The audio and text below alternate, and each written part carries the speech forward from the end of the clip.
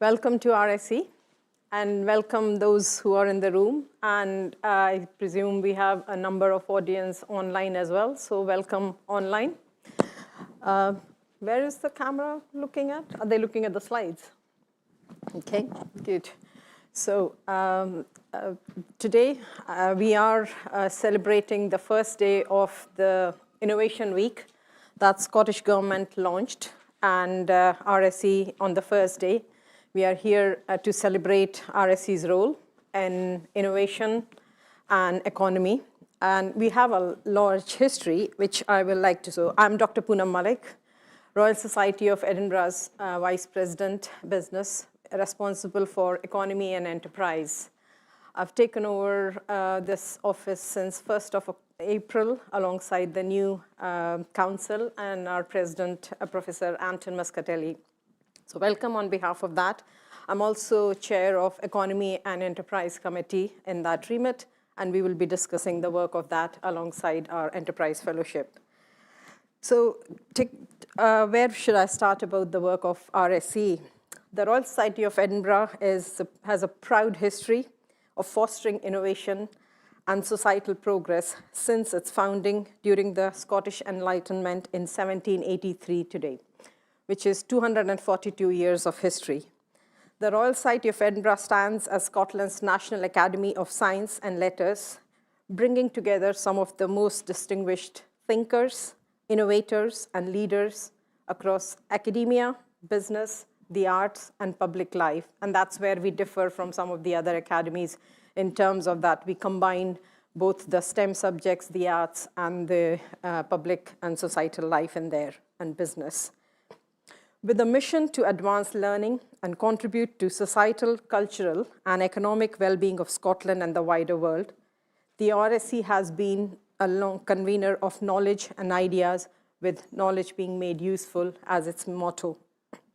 RSE's unique strength lies in its multidisciplinary nature, where science meets policy, business connects with culture, and evidence informs progress, and that translates into policy for the societal and economic good.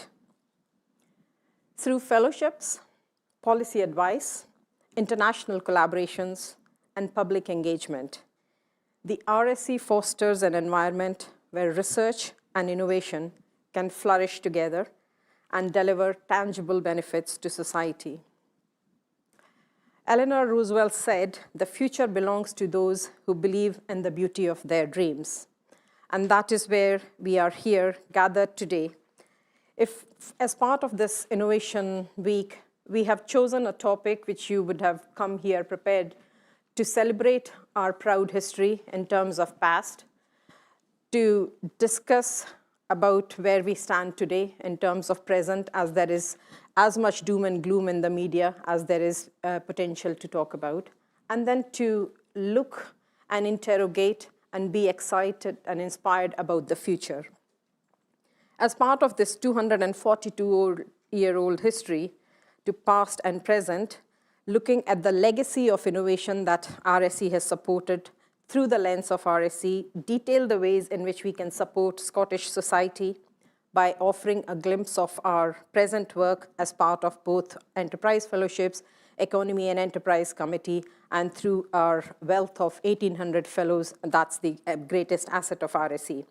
And as your National Academy for Scotland, and with Scottish Government's help, we have Colin Cook here from Scottish Government, Director of Economic Development. We want to hear from you. How can RSE support the society, you, as our communities in future innovation for Scotland? We will start first with past, where Katie will share past activities of RSE through the years. Then moving on to present, we will hear about the Enterprise Fellowships of RSE, which RSE has been running for over 27 years. Next, we will discuss the innovation activities through the lens of RSE's Economy and Enterprise Committee. And to conclude, what is there without your participation, we will have an active panel discussion where you can pose all your questions to the present fellows here, and to discuss how we can make and contribute better for utilizing innovation. So to begin with, please welcome Katie to discuss past involvement over this 242-year legacy. Katie is RSE's Archives and Research Officer and share on that topic. Welcome, Katie.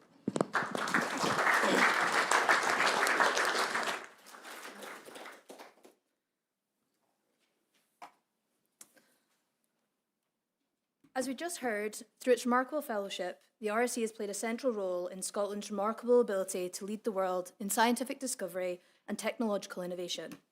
From Alexander Fleming's discovery of penicillin to John Logie Baird's demonstration of the first mechanical television, from Charles Babbage's concept of the programmable computer to Alexander Wood inventing an early hypodermic syringe, the RSE's historic fellowship is peppered with inventors and innovators whose discoveries have changed how people live both in Scotland and around the world. Today, I'll present on the RSE's role in supporting Scotland's talent from the Enlightenment to the present day, creating the conditions from which Scottish innovation has flourished and continues to thrive. The Royal Society of Edinburgh's role in encouraging innovation in Scotland can be traced back to its foundations. At the turn of the 18th century, Scotland was a nation characterised as lacking sovereignty and was torn between religious and political factions. Yet by the end of the century, the intellectual and scientific accomplishments of scholars such as Adam Smith, Dougal Stewart, and Colin McLaurin had revived its reputation on the international stage. Born out of early philosophical and debating societies, the RSE was unique in bringing together not just academics, but also business leaders, agriculturalists, engineers, and clergymen from across Scotland. Its founding principle was that every form of logical inquiry was worthy of attention, not only medical and physical science, but every species of literary and philological discussion. Among its founding fellows were William Cullen, credited as the inventor of the refrigerator due to his work on artificial freezing, and Alexander Cumming, whose design for the flushing toilet is still used in many bathrooms today. The RSE's founding objective was to provide facilities for discussion amongst its fellows. This was quickly realised when the RSE took up home in the University of Edinburgh Library, providing a platform for men of independent means and thought to test and shape their thinking, particularly those not tied to any university. One such man was James Hutton, often called the father of modern geology, who presented his radical theory of the Earth at the RSE meetings in 1785. The openness of the RSE to all classes of men of research and intelligence, of all ranks, of the most varied occupations and acquirements, as stated by Vice President James Forbes, produced an environment in which ideas could be tested, challenged, and connected to practical applications. It's easy to see how innovation would thrive. Between 1783 and 1836, Edinburgh was the only British city to host both an active scientific society and a university. This gave it a distinct intellectual climate, with Thomas Jefferson declaring that so far as science is concerned, no place in the world can pretend to compete with Edinburgh. Against this backdrop, the RSE provided a place for fellows not only to present theories, but also to forge collaborations that translated ideas into practical solutions. A notable example is the physicist John Robson, who discussed the application of science to engineering with James Watt. It was actually Robson who made the prophetic suggestion to Watt that the steam engine might be used to move carriage wheels and assisted him with developing an early engine. Amazingly, their discussions took place over 100 years before the science of thermodynamics had even been formalised by another RSE fellow, Lord Kelvin. Another example of the fruitfulness of informal discussion can be found in the field of photography. When Fox Talbot demonstrated the calotype photographic process, a method that made paper light sensitive through an application of chemicals, his method was immediately appreciated in Scotland. Notably, one of his biggest advocates was John Adamson, a medical practitioner and RSE fellow who introduced his younger brother Robert to the technique. Robert Adamson would go on to form the first photography studio in Scotland, alongside David Octavius Hill, and the pair would produce the first examples of artistic work using the newly invented medium of photography. Talbot's methods were also well known to a young James Clerk Maxwell, who would go on to produce the world's first colour photograph. By the mid-19th century, the RSE recognised that innovation often required material support. Small pots of funding, around £1,000 in today's money, were made available on a by-request basis. One person who benefited from this scheme was Lord Kelvin, who regularly and successfully applied for funding from the RSE's council. While some academics at the time held the view that scientists should refrain from the industrial application of their discoveries, Kelvin was not one of them, as evidenced by his remark about Niagara Falls. Beautiful as that work of nature is, it would be far more beautiful still if the waters fell on turbine wheels, every one of which was turning the wheels of industry. This sentiment is evidenced in his numerous practical inventions, which include a mariner's compass that was installed on HMS Discovery and an astronomical clock said to be as accurate as any in existence at the time. Perhaps his most important achievement was in the successful laying of the first transatlantic telegraph cable, which revolutionized communication between Europe and North America. The laying of Kelvin's telegraph cable was supported by another RSE fellow, Fleming Jenkin. While much of his work related to the installation of underground cables, he is perhaps most famous for his above-ground design, early cable tramways that would lead to the production of the cable car. Not all forays into the field of transportation were successful as the cable car.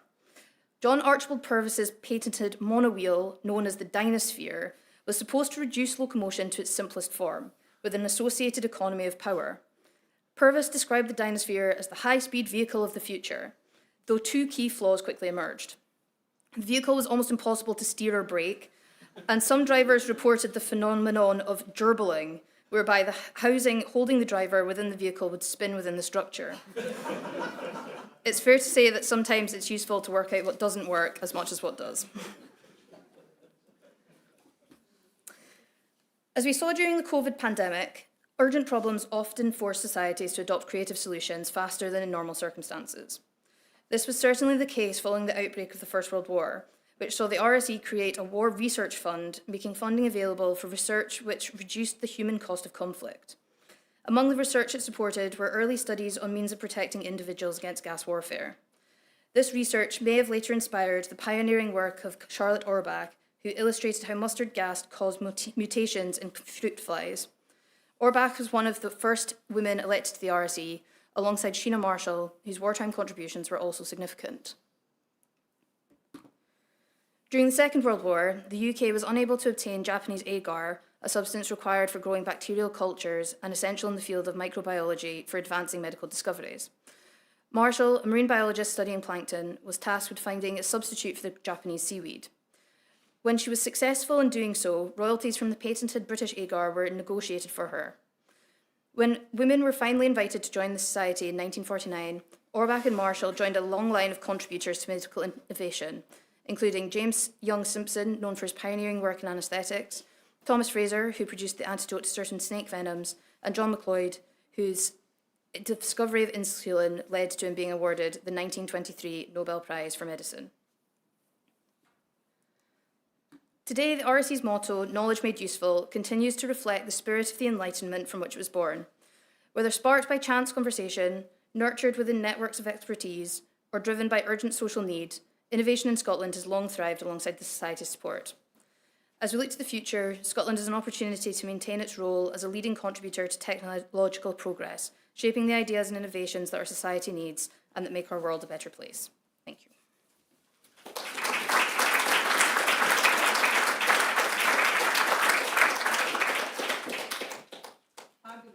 Thank you, Katie, so much. It was such interesting innovations that have gone through this long history of RSE. As you say, it is better to figure out what doesn't work versus what works in there. Next, moving on to the one aspect of RSE's work in terms of RSE's Enterprise Fellowship, which RSE has funded for the development of enterprise activity. It gives me immense pleasure to welcome Professor Simon Best, who's the chair of our Enterprise Fellowship Steering Group. We are starting to talk about that recently. Simon will describe, but let me introduce Simon. He began his career in music. From music, a transformation into biotechnology. Simon's been founding CEO of 3 major ventures, Zensia Plant Sciences, Roslyn Biomed, and Ardana. He's also co-founder of investment local and venture house Power Equity. And he's holding prominent leadership roles, vice chairman of US biotechnology industry, as well as the startup company, which is now scaling MyAlgae here, and RSE fellow. So in that capacity, it gives me immense pleasure to welcome Simon.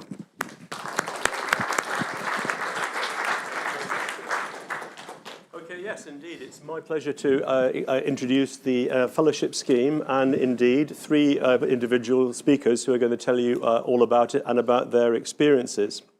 So the Enterprise Fellowship Scheme was actually founded in 2007 and then took off in 2008. And we have the pleasure tonight to have one of the founders and then the chairman of the fellowship scheme, Edward Cunningham, who helped it grow and evolve right through until COVID, when it took a break.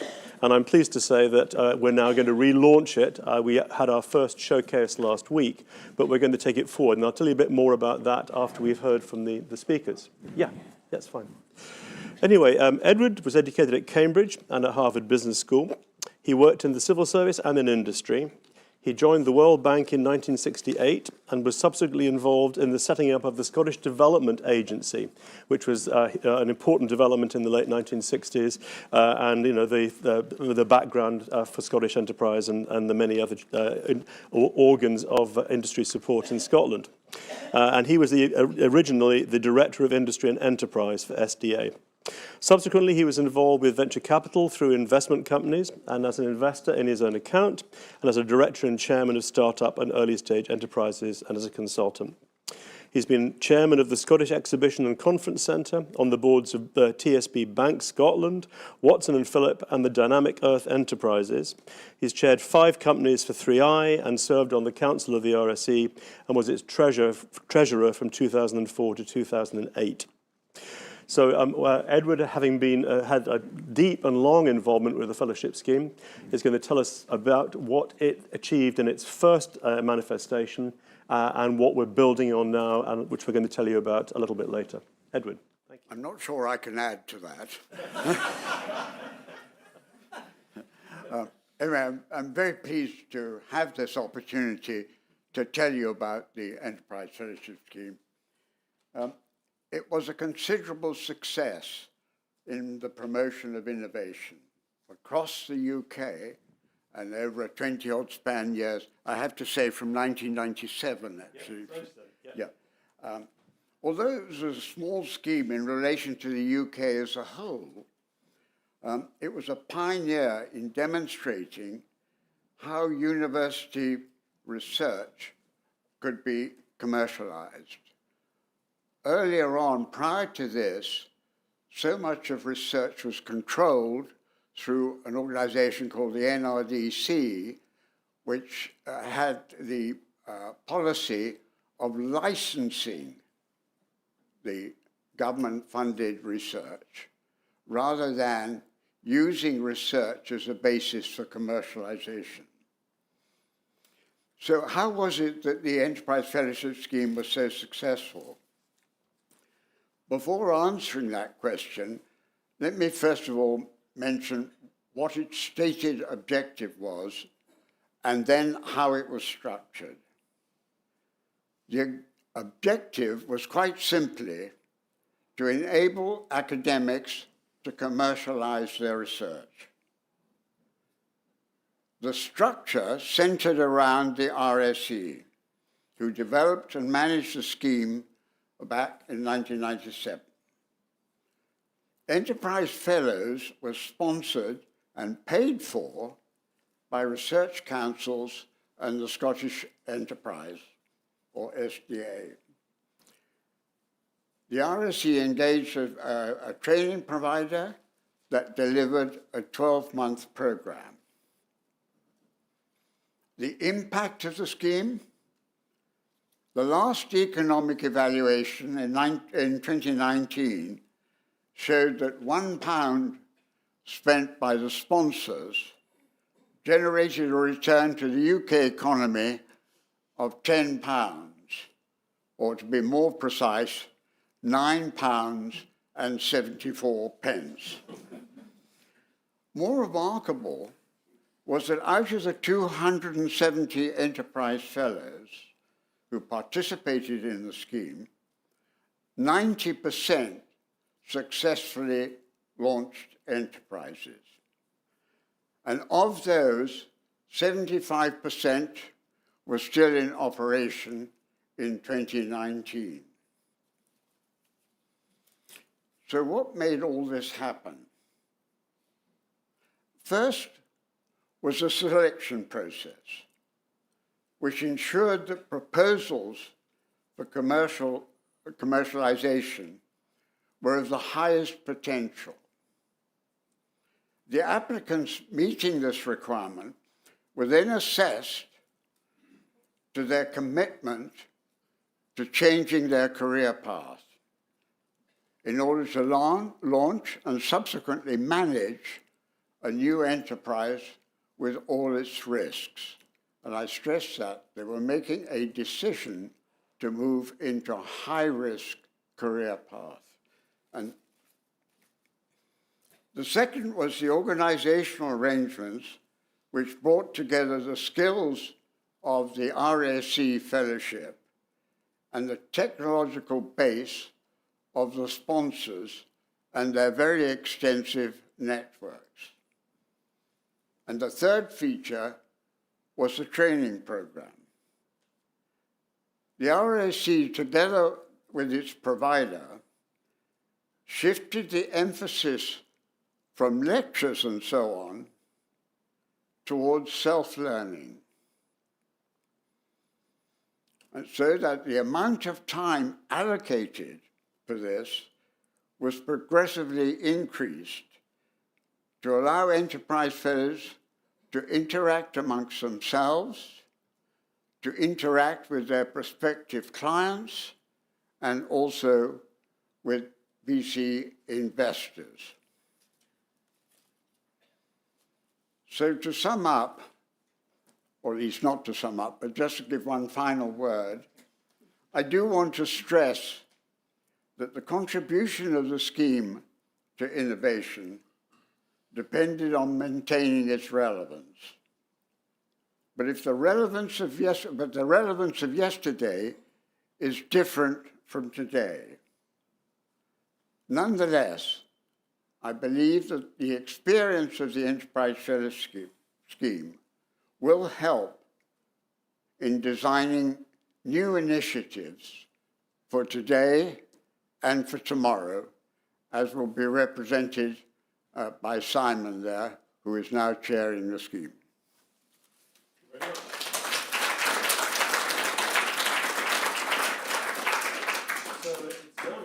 To introduce you to the first of two graduates from the fellowship scheme. And the first is Professor Andy Porter, who's going to tell us about his experience. Andy's got a wealth of experience, both in industry and academia. He was the founding CSO at Haptogen, which was the company he was fermenting and brewing while he was a fellow. That was eventually sold to Wyeth Pfizer. He was one of the founders of biologics drug discovery company Elasmogen, whose CEO, Carolyn Burrell, was another RSE Enterprise Fellow. He also holds non-executive positions in a number of life science and other businesses, including Rosalind Technologies, which he chairs, Microplate DX, of which Stuart Hanna is also an RSE Fellow, and more recently, NCIMB Limited. He's a part-time professor in the medical biotechnology at the University of Aberdeen, and director of the Scottish Biologics Facility. Shall I say any more, Andy? I'll let you get on with it. Okay, off you go. That's fine. So you just heard my talk, but I'll try and do it in a northern accent now. So think back to 2001, and there was a dashingly handsome young academic who came through the doors of the Royal Society of Edinburgh for the first time, to be then grilled by a series of all gentlemen to try and get my Enterprise Fellowship. It was quite a harrowing experience. It was a serious interrogation of what I was hoping to do with my fellowship. I got it, and when I look back, I think it's probably the most significant event in the whole of my career in terms of my career development. It changed my life getting the Enterprise Fellowship. And you'll hear that from a lot of Enterprise Fellows. It really did set them up for the rest of their lives. That one of the key differences about the Enterprise Fellowship Scheme is that it was a 12-month period away from my academic studies with my salary paid. but with time to think, to learn, to plan, and in my case, to actually dismantle the original business that I proposed when I was interviewed here for the first time, which was a diagnostics business, and to actually rebuild that using the same technology but point it towards therapeutics. And a year after the fellowship, we launched the company in 2002.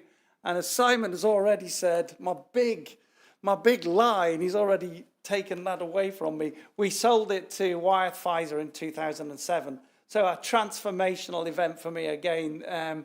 Certainly financially, it made things very, very different for me from that point onwards, and allowed me to take a few other risks in my career. And during that time in 2005, I was actually made Science and Technology Entrepreneur of the Year for the UK, which was pretty cool as well.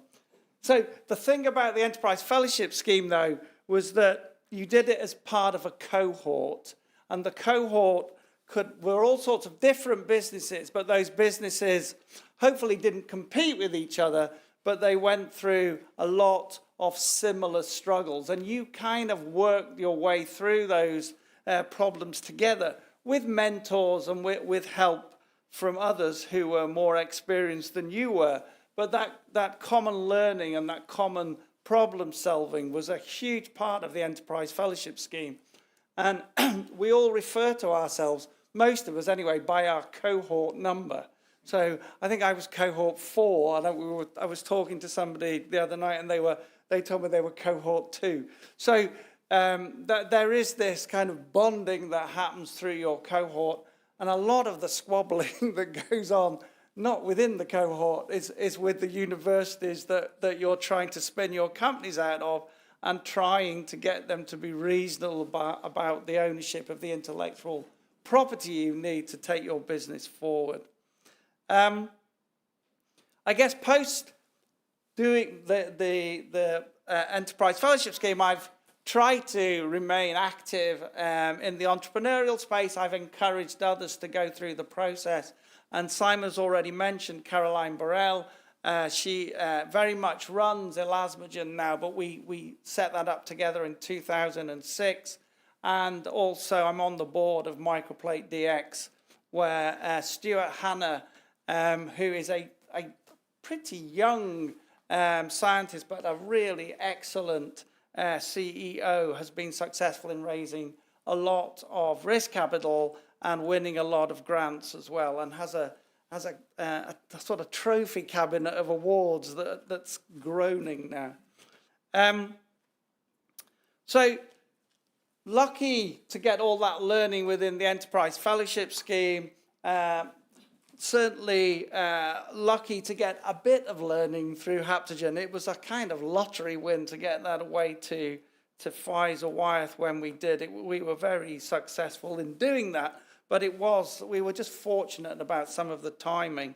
And I actually think that I've learned more from what's happened since, and particularly when I've failed. So I don't want to give you the impression that everything I've done has been successful. There's been a few failures along the way as well. And I think it's actually during those failures and the sort of badge of honor that comes with maybe getting things wrong that the real learning happens. And I guess as long as you don't make the same mistakes twice, then you do really benefit from some of that failing. One of the real joys for me has been that I've been able to get involved with younger people who want to be involved in as entrepreneurs. And so in 2021, during lockdown, we set up a company with some students from Aberdeen University, which is now based down here in Edinburgh, and it's called White Box Cocktails Limited. And White Box Cocktails Limited is a canned cocktails business, and quite often is voted the best canned cocktails in the world. They're doing about 40,000 units a day now in Edinburgh, with an expectation to grow that to somewhere near 70 to 80,000 by Christmas. So really exciting to be able to get involved with those young people as well, getting involved in entrepreneurship.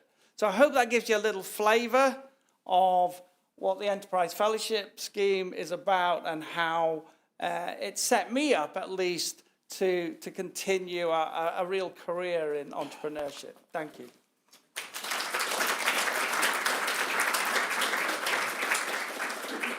Thank you, Andy. And it's my pleasure now to introduce another Aberdeen-based veteran of the EFS, Dr. Soumya Palliyil, who is CEO and co-founder of Brigid Bio Limited, a novel antifungal immunotherapeutics company out of the University of Aberdeen.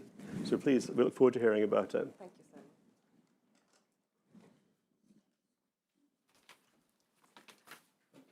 Good evening, everyone. It's a real pleasure to be here today at the RSE part of this event, and thanks to the organizers for the invitation to present. So you heard from Andy how the Enterprise Fellowship works. So what I thought I'll take this opportunity to highlight how the Enterprise Fellowship helped me to shape my career as an academic entrepreneur and to equip me with the skills to drive innovation, creating impact. So I came to the UK, funded by the British Council Commonwealth Scholarship, to do my master's in biotechnology at the University of Aberdeen.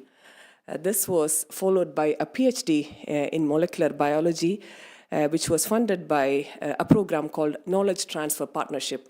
Some of you might know about KTP, or Knowledge Transfer Partnership. So this partnership was between the University of Aberdeen and Pfizer, and I was the KTP associate on that project. So again, that gave me the opportunity to experience, to have that first-hand experience, how innovation can be driven by academic industry partnership. So that project was selected as the best KTP partnership in Scotland in 2011, and the PhD allowed me to graduate and officially be called an antibody engineer.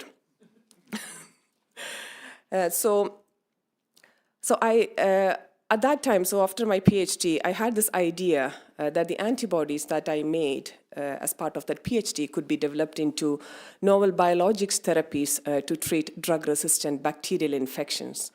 And I was fortunate enough to be awarded the RSE Commercialization Fellowship to develop that business idea. But I have to say, this was before the landmark report on antimicrobial resistance by the economist Jim O'Neill, and also the COVID pandemic. So there was not many interest from funding bodies on anti-infectives companies. So I was not able to set up a company or a business at that time as part of the RSE Fellowship. But I would say the commercial network that I built, the training and the mentoring support I got through the fellowship allowed me to then land on a job as the head of Scottish Biologics Facility at the University of Aberdeen. So the Scottish Biologics Facility, or the SBF, is an antibody discovery centre. And as the head of the SBF, I was able to initiate, project manage, and deliver on a portfolio of antibody discovery projects, including the £4 million Alzheimer's immunotherapy program, which was funded by the industry partner Towarex Therapeutics. So we also grew the facility from me as the sole antibody engineer when I started into a team of 10 plus scientists, including postdocs and PhD students. And the SBF is also a training facility where researchers from all over the country could come and get trained in antibody discovery techniques. So the key focus of the SBF projects is real-world outcomes and creating global impact. And one project I am very passionate about, and this was started during the pandemic lockdown, is snakebite diagnostics development project in India. Now, India, like many tropical countries, have a large number of venomous and non-venomous snakes. However, unfortunately, the kind of consequences of envenomation is quite big in India, and unfortunately India is called the snakebite capital of the world. One snakebite happens every 15 seconds and one death every 10 minutes. So this contributes to over 50,000 deaths each year and 200,000 plus permanent disabilities amongst the poorest of the poor. This includes tissue necrosis, amputations.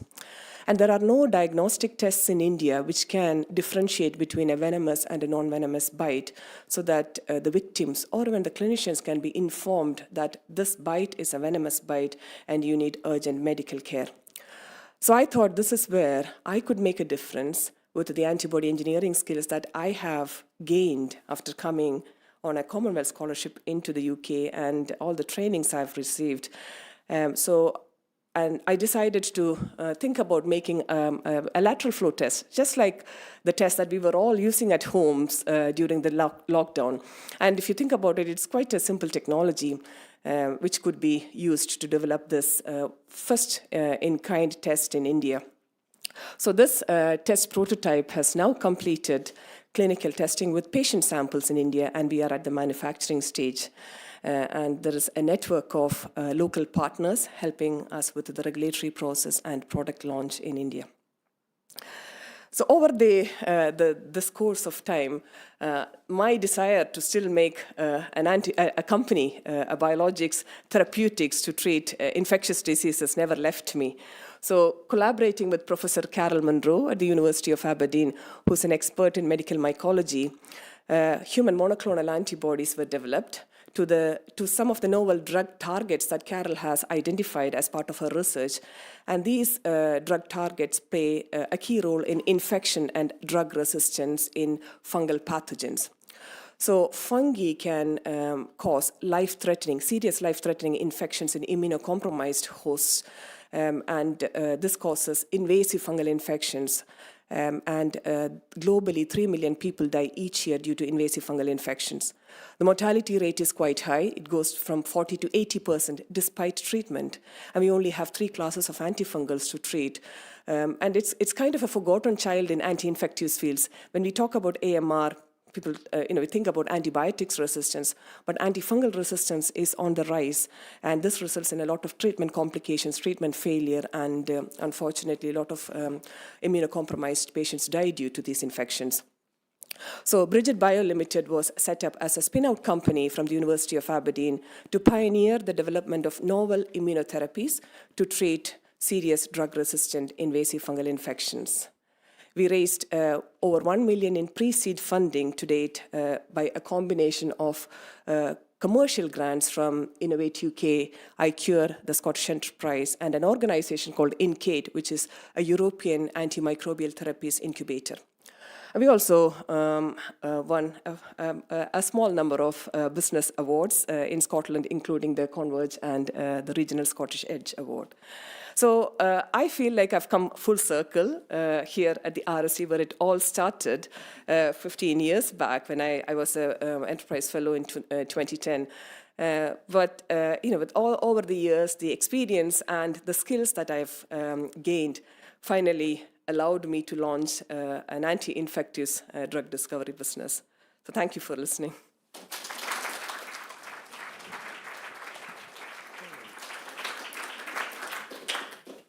Thank you very much. So just to briefly round off this part of the session this evening, I'm just going to tell you what the new features are of the relaunched Enterprise Fellowship Scheme that we're now taking forward again, and for which we hope to start canvassing for a first cohort of fellows in the beginning of next year. So the scheme is still a year long. It provides a salary for a year.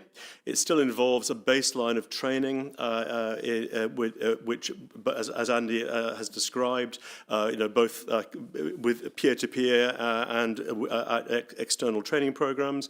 And in fact, we're pleased that some of the programs that the first Enterprise Fellowship Scheme developed have actually been continued to be used by other enterprise schemes, particularly the Royal Academy of Engineering down south, South, where Ian Ritchie is both a fellow there and a fellow here, and he's taken forward training programs which we can still use and take forward as part of the scheme. But there are two new features I want to focus on. The first is that having sort of taken a look at what other support there is now for academics who want to do this, there's much more available for students and for PhD students than there is for postdocs. And yet actually we think postdocs in many respects are a sweet spot to aim at, because hopefully, because they've been thinking about this for a bit longer, some of their ideas will be more developed and more ready to take forward with the benefit of the year's program. So that's what we're focusing on at least in the first instance, is postdocs. The other thing that we're going to do that wasn't part of the original scheme is actually to leverage the increasing international scope of the society. So in the past 10 years, every year we've brought in international fellows as well as the domestic fellow program, and we now have a significant number of international fellows around the world. We also have a growing number of partnerships with other learned institutes around the world. There are now 22 of those in place. So as part of the scheme, we're actually going to encourage the fellows to spend 3 to 4 months overseas at a centre of excellence in their area of interest. So actually to go out there, have both training, formal and informal, where it's available, but really, meet up face to face with others working in the field, both in companies and in universities, to get both a clear idea about what's possible and indeed things to avoid. But I think this international dimension is actually quite unique, and it perhaps addresses one of the sort of curses of the innovation culture and startup culture in the UK, which is that we build things here but then don't take them beyond that internationally. So what we're hoping is that by spending time with fellow peers in a centre of excellence overseas, they can be thinking big, thinking expansion and international from the beginning, and just have a more solid basis to a higher ambition to take things further. So on that note, watch this space. We hope to be taking forward our first fellows next year, and look forward to bringing their stories and their experience back in due course. Thank you very much.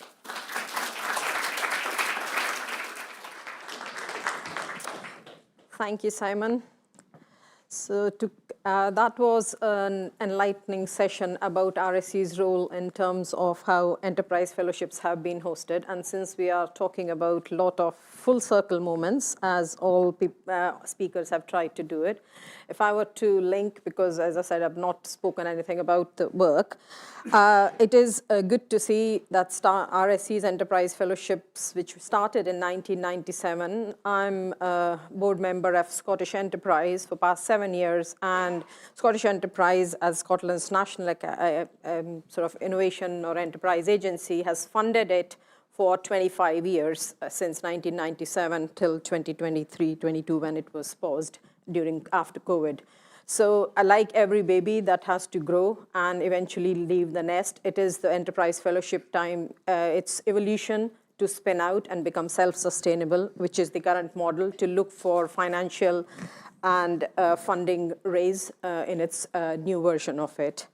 And Andy mentioned Microplate DX. I'm currently executive chair and co-founder of Microplate DX alongside, and it's a perfect example of those postdoctoral fellows who can train. So when Stuart Hanna met me during one of those Converge Awards, which I was judging, unfortunately, they didn't win that year, but there was something in that technology. And as part of that process, I introduced him to Enterprise Fellowship, which next year we managed to successfully win for him. He got that. And since then, we've basically grown the company into multiple rounds of investments and multiple awards, and it's doing great things. So a postdoctoral fellow who's been on the bench or developing technology but have no business acumen or about spinning out the company, I think this is where it shows the value of it. Any other enterprise fellows in the room who have been? So plenty. Well, so exactly, I think you all have stories to share. And during a panel discussion or post after that, if you're happy to share, or during the panel session, please share your experience in there. So that really shows the value, and I suppose a lot of you will reiterate what has been discussed on the panel. Now moving on to the other aspects of RSE's work in terms of its contribution to innovation through the policy support. As I said, I chair Enterprise and Economy Committee. And in that case, they're basically knowledge made useful through support in policy advisory, as well as converting into something useful, which is where the government's role come in.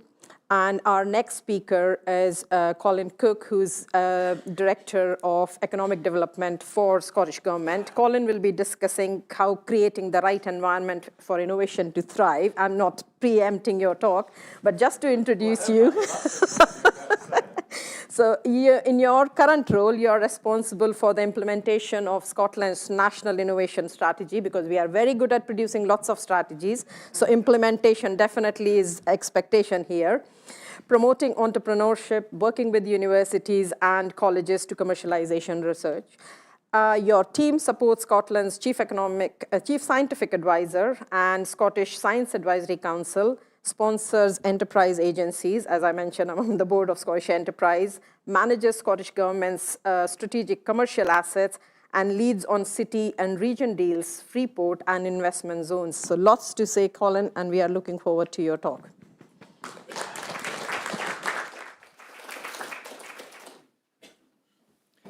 So in other words, I'm not an enterprise fellow, but I am a civil servant. Hopefully a non-venomous one would be my aim for today. I've been involved in innovation for forever, as far as I can remember, certainly throughout my career. And I first got really fascinated by it when I worked for Royal Mail and the Post Office. And although they've had some serious knocks to their reputation recently, particularly for their IT abilities. I mean, it was an organization that used to pride itself on its history of innovation. People like Tommy Flowers that had invented the electronic computer Colossus. I mean, these were, serious impacts on the British economy. And I was in charge of the innovation team. And I used to have and people used to write in, staff, people, postmen, public would write in with lots of ideas, and I was responsible for looking at them and evaluating them and trying to work out whether they had any merit. And I used to have a thing on my desk saying, you do not want to be the person who turned down the Beatles. That's good. I said that to a group of recent graduates in the government the other day, and nobody really knew what the Beatles were. But I reckon I'm playing to the right audience here, so I'll go with it. The day that decision was made to turn down the Beatles, the guy at Decca had a choice. He had a choice between the Beatles and here's one for the kids, Brian Poole and the Tremolos. Well, there you are. There are three things about that decision that I think have relevance to everything we do in innovation. The first, he turned them down because he believed that guitar groups were on the way out. Now, how many of us have looked at data and not interpreted it with intelligence and ended up with the wrong conclusion? The second reason, and the marketing guru Rory Sutherland points this out, if you ever get the opportunity to hear him speak, was one of the key reasons was that Brian Poole and the Tremolos lived in London, and the Beatles came from Liverpool. One would cost a taxi or an underground ticket to get to the studio. The other, you were talking rail fares and hotels. Now, this is a warning about procurement having too much of a role in the innovation process. And thirdly, there was the thing that said that Brian Epstein, who barely put a foot wrong in anything he did, basically told them to be a little bit conservative that day and play to the sort of suits in the audience. Whereas actually, what they really wanted to see was the energy and the vibrancy of what they were doing in the Cavern Club. A warning, I think, about getting your pitch right and staying true to your values. So throughout innovation, and I hope I'll be able to demonstrate that we're trying to do that within Scotland, We've got to remain true to our values, remain true to our strengths. Now, we've heard about the proud history of innovation in Scotland, but as any of us who've ever listened to financial services adverts will tell you, past performance is no guarantee of future success. And we monitor innovation in Scotland using an innovation scorecard and comparing our performance, not only to other parts of the UK, but to other European countries. And we use a scorecard that correlates to the EU-wide scorecard. It looks at innovation at every stage of the process. Investment in preparing the ground, in fundamental research, in concepts, in conversion, commercialization, and ultimately adoption. It measures concepts by the granting of patent applications, the academic income that comes from business and community interaction that we've been hearing about, conversion, where it looks at the capital deals of under £10 million and levels of business investment in R&D, commercialization, where we measure the number of high-growth businesses in our countries, and later stage equity deals. And finally, adoption, where we look at the number of innovative active or innovation active businesses, by which we mean those that introduce new products and services or new processes during the course of the previous 3 years. Now, as part of this week, and thank you to the RSE for being part of Scotland's first National Innovation Week. Our Minister for Business, Richard Lochhead, is about to publish the results of our most recent scorecard. So I'm not allowed as a civil servant to steal his thunder. But what I can say is, although there are some encouraging signs, and you may have read recently that Scotland is the second most vibrant part of the UK when it comes to entrepreneurial activities, startups at that part of the continuum, it is clear that we still have further to go. And we certainly have further to go if we want to take our place at the top table of countries across Europe. Now, if you ask ChatGPT for that league table, which I suspect many of us do when we're doing research for things like this, it'll say Singapore, Switzerland, Estonia, Israel, Ireland, Luxembourg. Now, their success can encourage us. I mean, it shows that size does not dictate your ability to be innovative. And it also offers a route map, because almost in every case that I've just cited, they have, as a deliberate matter of public policy, set out to promote innovation and set out to harness their understanding of their strengths to do so. Singapore, with its open outlook to trade, its access to capital, its extraordinary levels of digital connectivity. Switzerland, its research institutions, its stability, its global leadership in pharmaceutical industries, for example. And Ireland, its generous financial packages, its international networks, the way it leverages its diaspora. In almost all cases, somewhere high on that list is a high-quality education system, whether that's through the investment in research or the preparation of the next generation of innovators. And as I said, in almost every case, there's a clear and consistent policy that favours innovation. Now, our policy, our approach was set out back in 2023 in Scotland's National Innovation Strategy. It's our attempt to follow suit, to learn from these countries and try and climb that international table. It sets out to try and focus that triple helix, as they call it, of government, academia, and business, on harnessing our natural strengths and push the economy forward. Our abundance of natural resources and natural capital. This is, after all, a country whose natural resources, such as the strength and consistency of our wind, whether that's onshore or offshore, play straight to the heart of the net zero agenda. We have some of the UK's, arguably the world's leading academics and universities, and whether by accident or design, I'll leave that to you. Much of that research, much of that expertise that competes on the international scale is in the very areas that is shaping the future economy, whether that's life sciences, AI, critical technologies like quantum and photonics. And of course, we have a size that means that we have an ecosystem here where we can do events like this. We're sufficiently large to make an impact and for tests and trials to demonstrate that impact, but we're sufficiently small to get in a room, talk, debate, and push our ideas forward. Now, we set out a 10-year strategy in that plan, and we're only on year 2, to build successful clusters around our research and development strengths. In the energy transition, the move to net zero, in health and life sciences, and I think wider biotech, in digital data and critical technologies, and advanced manufacturing. Areas where we have research strengths, areas that are in great demand, areas at the forefront of the way in which economies are changing all over the world. We set out an innovation investment program, the creation of what your colleague Paul at Power Equity called an innovation mindset, or an innovative mindset. Funds that are better integrated, where we speak the language of the private sector investor, and better focus and integrate public sector investment, the various streams and things that are currently available. So we become an anchor investor in innovation and not an easier alternative to the private markets. An innovation-led entrepreneurship program and commercialization program to support university spin-outs, to encourage staff and students on our universities to have ideas, the creation of what we call entrepreneurial campuses, to put that at the heart of the academic offer.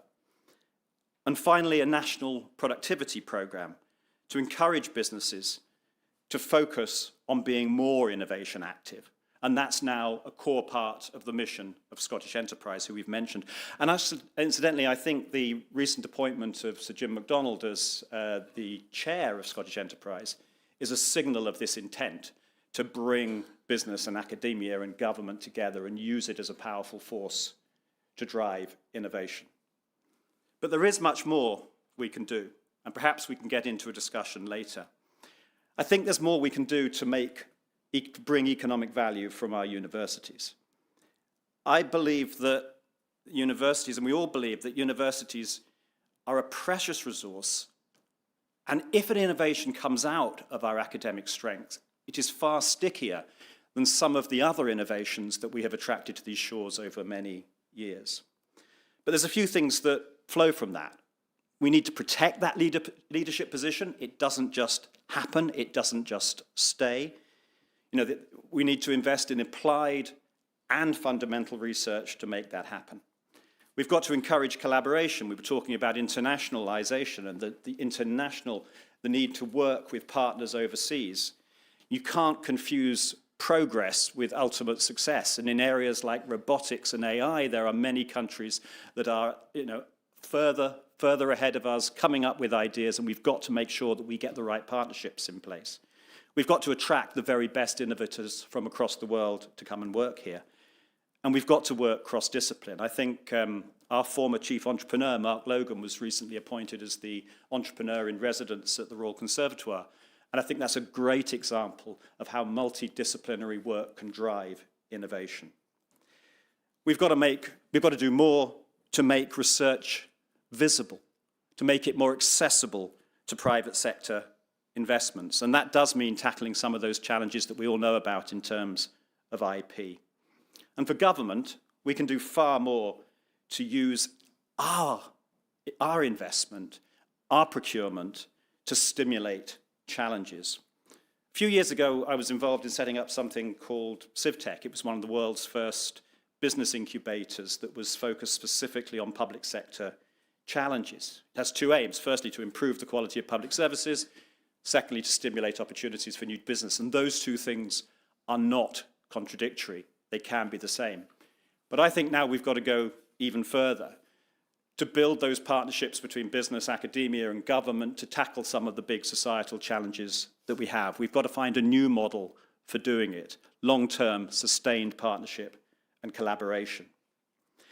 And I think over the next few months, if you look at, not that any of you necessarily look at the plans that government has to publish new strategies, as Poonam says, but we've got both the launch of an initiative called AI Scotland that is about to, which will try and map out how Scotland is going to take its place to retain its leadership role in artificial intelligence, and a new life sciences strategy, both of which offer huge opportunities for that partnership and collaboration. I believe we can do that, and I believe we can build those partnerships. The guy that turned down the Beatles did sign the Stones. So you can make a difference. You can come up from the rear. You can do all the things you need to do. You can make a difference. And I hope today we can start to discuss how we do that. So thank you very much.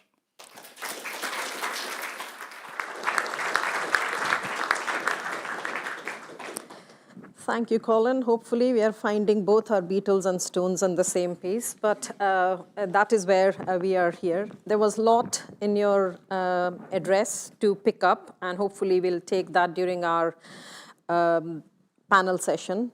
Some of the things that picked up my particular interest alongside the AI, which is everywhere, omnipresent. It's the valuation for any business is ridiculous, and it's one of those things, but it's there to here, to come stay, but also the life sciences, because as we say, this is one asset of Scotland, and innovation can come from anywhere, so it's not only just spin-outs, it can be startups, it can come from the society, but life sciences and deep tech businesses predominantly come from universities because it takes a number of years of long-term research background. And as a vice president research, and you'll say Royal Society is particularly keen and supports through small amount of investments, making larger impact in terms of engaging with the universities. But the life sciences infrastructure for scaling companies requires certain requirements, which is a different mindset from everything else. Investor mindset, not depleting long-term investment, patient investment, but also infrastructure that is required for that. Because infrastructure that's for developing and growing these scale-ups, but also a market. Where is our industry here in Scotland, which left in 80s? Are we inviting them back to come to Scotland? Are we earmarking certain investments which can be there? And are we not just investing in digital, but life sciences, biotech, medtech, therapeutics? If we want to take advantage of our universities, we will pick up more of that in there. But it's my pleasure next to invite Professor Graeme Roy. Graeme is Assistant Vice Principal and Deputy Head of College at Social Sciences at University of Glasgow. But first and foremost for RSE here, he's RSE Fellow. He's a former civil servant, so in your camp, and we can probably get your insight from both sides, but you are now in academia camp, where you were in First Minister's Policy Unit, past Director of Fraser of Hollander Institute and Head of Economics at University of Strathclyde. In 2022, for your important role here, you were appointed Chair of Scottish Fiscal Commission and Scotland's independent and fiscal forecasting body. So I'm sure a lot to unpick there in terms of your panel discussion. And Graeme. Great, excellent. Thank you very much, Poonam. Yeah, and it's a great, and my thanks. It's a great pleasure to be here and speaking with you this evening. I should say I'm not the Beatles. I play the bagpipes, so that's a good way of clearing a room if it goes on too long. I just wanted to pick up a bit on some of the conversations we've had, and I won't speak for too long because I know we're quite keen to get into the panel discussion. But we've heard a bit about the setting up of the Enterprise Fellowship back in 1997, and also Katie's excellent summary of the history of the RSE and RSE's role in supporting innovation.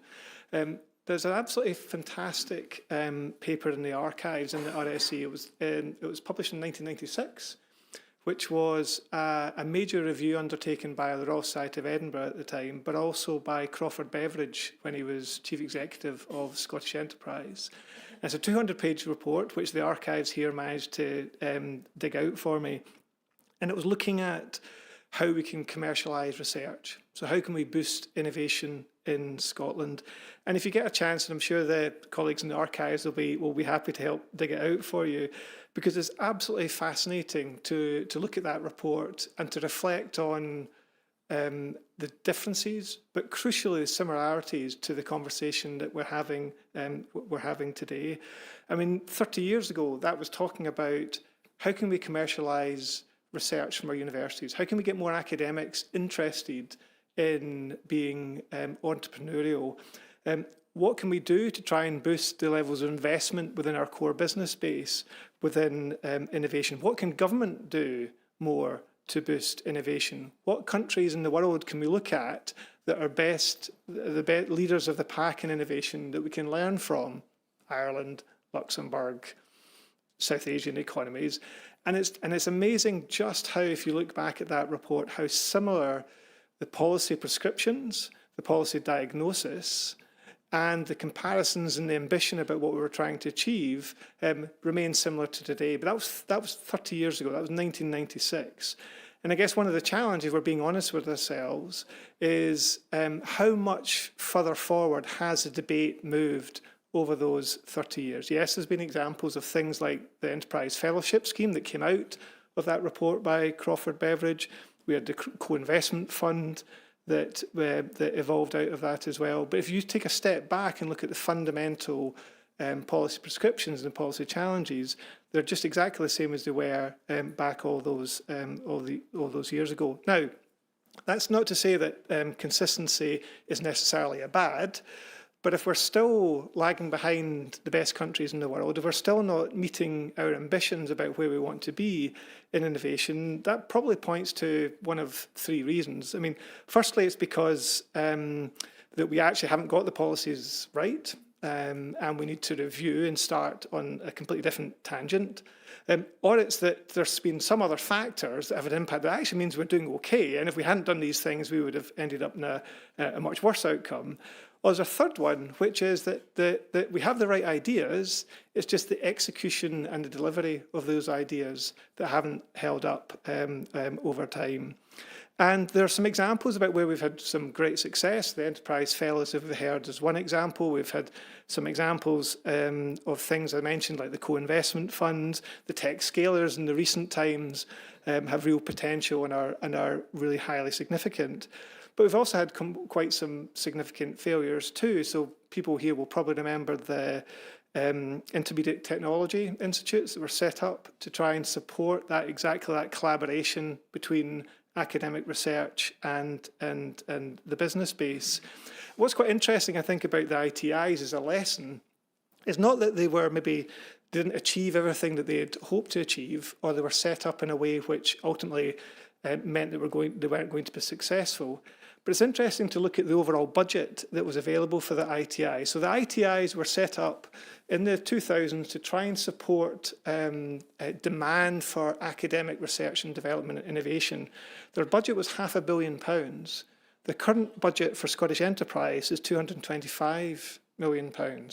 So purely just on one innovation project, you are spending double the amount of the Scottish Enterprise budget for a year. So there's a question about ambition, and there's a question about relative priorities in the scheme of things, and that's before adjusting for inflation.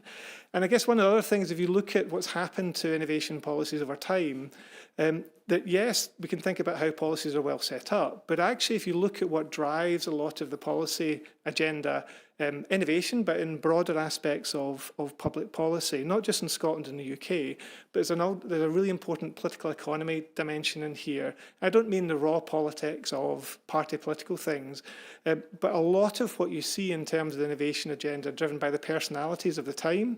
You can see that through who we've had as leaders in public policy, or the chief executive of an enterprise agency driving that agenda.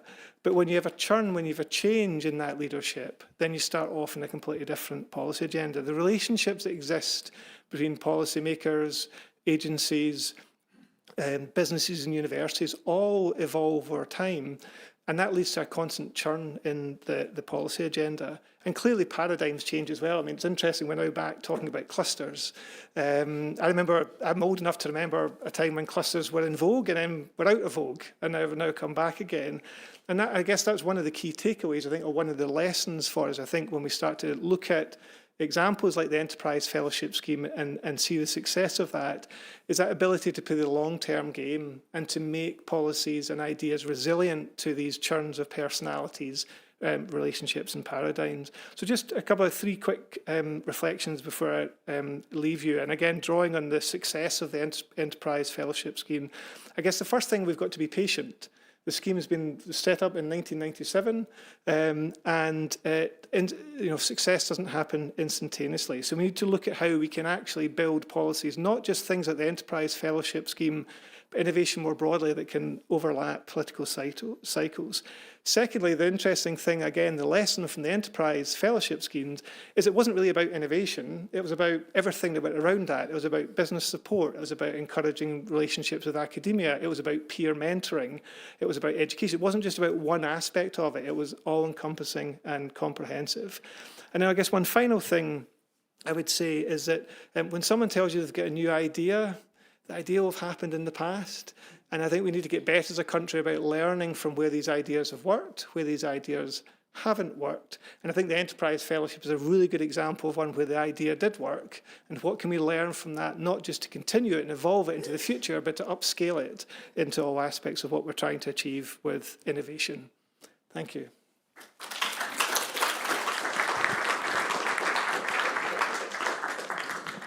Thank you, Graeme, for that overview of, in terms of policy thinking. 30 years ago, a review predicts certain things, and we still talk after 35 years on the policy point, a pause for thought, but also that kick-started certain initiatives, and those initiatives, success of that is what we are discussing today. So as I said, as part of that 30-year ago review that Crawford Beveridge started, Enterprise Fellowship kick-started. Scottish Enterprise supported it for 25 years. If you think about the budget aspect that you mentioned, in 2015, Scottish Enterprise budget was over 500 million. Today, it's about 300. And the asks are increasing every day in terms of, and this is not, so that's 65% reduction in terms of a line directly of going into innovation and other activities. So that can show about what can be expected. But at the same time, universities' potential and awareness about commercialization is increasing, but there are financial challenges that are there. And naturally, academics are more aware, want to turn out into a business opportunity, but what is their support? There are IP challenges and there are other development aspects. So I suppose moving on to that, it's my pleasure to invite Professor Jim Gallegher. He's chair of think tank Our Scottish Future. He may take us into that same zone that we are talking about, what they were talking. And for pleasure, he's also a member of RSE's Economy and Enterprise Committee. And as an executive career in public service in Edinburgh and number 10 in London. So you can probably give us ideas from both sides of the world. And you're also a non-exec in the life and pension, so something where the money is, so show us the door. Thank you very much. I stand between you and the conversation, so I shall be reasonably quick.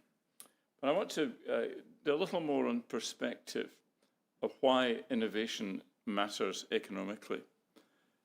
From about 1963 until about 2018, 2015 maybe, the Scottish economy actually outperformed the UK economy per capita, which is interesting. We grew from being one of the poor bits of the UK to being one of the well-off bits. Since then, we've underperformed the rest of the UK, and by gum, the rest of the UK has done relatively badly. We can't even keep up with them. We need to do something about this. And going forward, the jobs of the future come from the industries of the future. Looking backwards and trying to save the ones we've had and are losing will not be successful. So innovation will bring the jobs of the future, which come from the knowledge of today. And I want to say 4 things about that. 2 good, 2 bad. 2 good things. First, our research base is still pretty good. Actually, Scotland's research base is excellent. Our university sector is disproportionately large, and they're good at what they do. You can measure it, you can see it, you can touch it. Sometimes you can even get prizes for it. I always look with enthusiasm at the league tables. I'm sure lots of people in this room do. So that's a plus. A second plus, actually, may be a side effect of the Enterprise Fellowship Scheme. We're actually pretty good at startups. We've got good startup systems. We've got good angel investors to start them up. The capacity for starting businesses out of our sector is actually pretty strong. It could be better, which is why we've got to relaunch the Enterprise Fellowship Scheme, among other things. But we start from a relatively strong base. So those are 2 good things. 2 bad things, and they're connected. The thing we're not good at is growing these small companies into big ones. And we're not good at creating those so-called clusters. That's to say, the ecology in which a set of companies, people with skills, investors with knowledge all get together. And we know historically that that's how economic development actually happens. Happened that way in the 19th century, happened that way in the 20th century, happening in the 21st, but we're not there. And managing that stuff, the place where innovation happens, it happens in a geography. It doesn't happen on the internet. It happens in a physical place where people are. We haven't learned to manage that right yet. And that's why I'm a big supporter, actually, of the approach of doing this geographically by the city deal, which Michael Gove gets some of the credit for, Keir Starmer will claim some of the credit for. The Scottish Government, I think, is being supportive of them. Several reasons for that. One, that's the way you create the networks in a place. The second is that one size doesn't fit all, and what one place will need will be different from what another place needs. In geography, in terms of infrastructure, in terms of training, in terms of the things it does. And for the harder reason, to put it crudely, you don't have all your eggs in the one basket. And at the moment, a single national innovation strategy carries that risk. So I think we should put more effort into that. And finally, a word very briefly about money. There's no money. Nonsense. There is plenty of money. Right? And we need to think really quite hard about this. How we spend our money is what matters. And that relates to our public money. Even today, if you look at the data, we spend about, overall, in Scotland, about £1 billion a year on economic development support. We could spend twice that, but we'd have to spend it on stop spending it on something else. These are the choices that politicians have to make. And the second thing is that actually there's plenty of private money as well.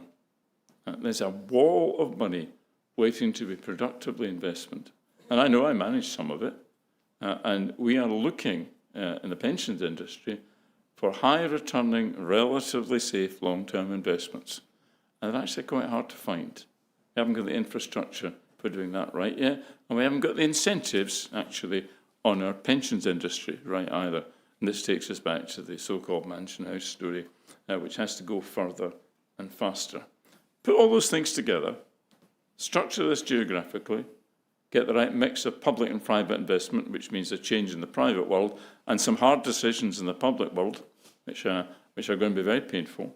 But we need to put the money into the future and not into the past. We have every prospect of turning the world from one in which we are a declining region of the UK, in which we are once again one of the most successful ones.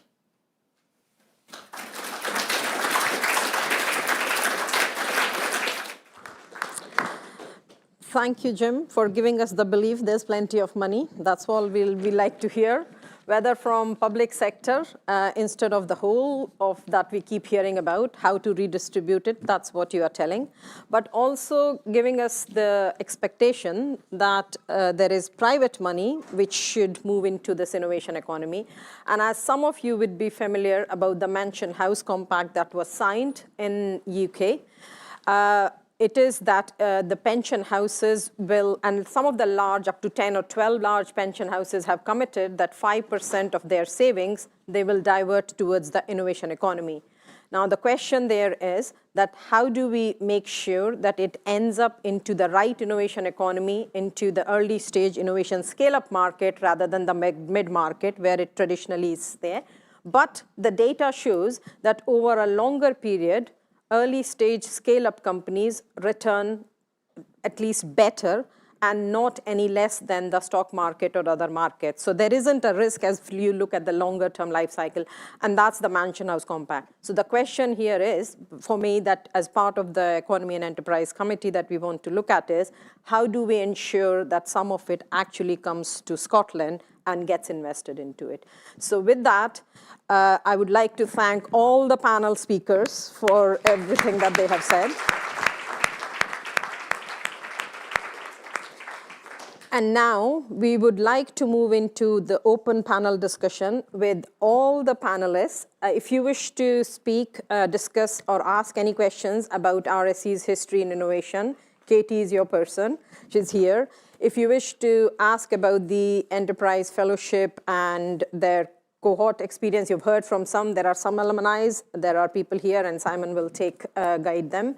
And if you want to talk about and ask questions that you've heard about Scottish Government's role, about lot of money and how it's being diverted and how we can turn strategies into actually implementation stages that work, as well as how tax can be a angle to make better utilization or pension savings as well as innovation cluster, please direct your questions to the panelists. So, there are some roving mics. Please raise your hands, and anybody who wish to. Okay, right, Steph. I think that's light is too bright. Yes, a question for the last speaker. Thank you very much to all of you, very interesting.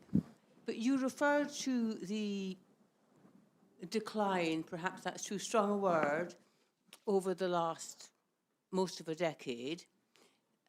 I wondered whether you had looked at the level of statistical correlation, if any, between that decline and the decline in the success of school students in English and mathematics arithmetic, which has been fairly well publicised across the UK, that Scotland traditionally, and certainly when most of us were at school, the Scottish education was viewed as second to none, and consistently our results in maths and English were better than, let's say, England, for example.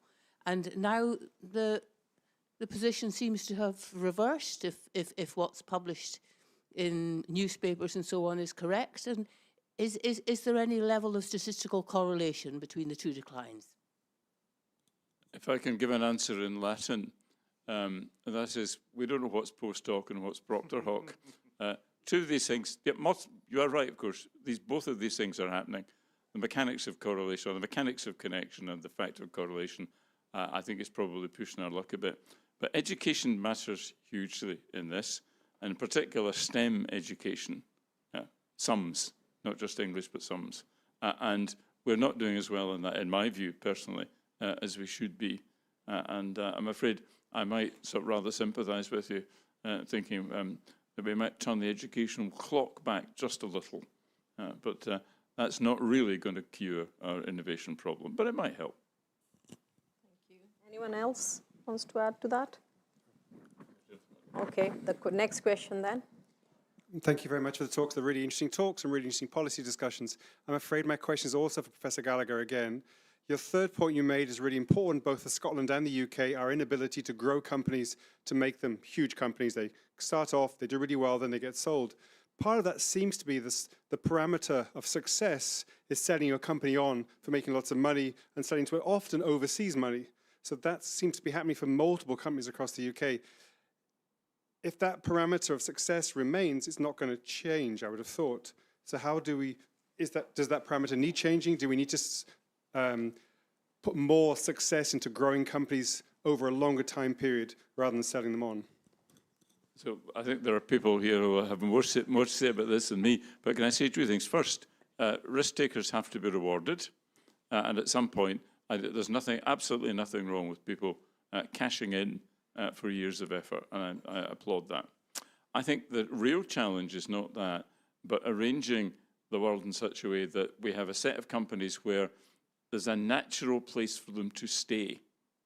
And at the moment, when somebody gets very successful, in whatever field it is, their company is more likely to be taken off by a multinational who will take them somewhere else. We need to build the sort of self-supporting, I hate the word, ecology of businesses that makes it the natural thing to do to remain. But I think you should really hear from somebody who's been through this cycle. Yeah, well, I say that it's a real point, which is why we've included this overseas dimension to the new fellowship scheme. So if I could make that concrete. So in a domain where I worked in the past and I happen to be working mostly with the two companies that I'm on the board of or chair at the moment, if we have fellowship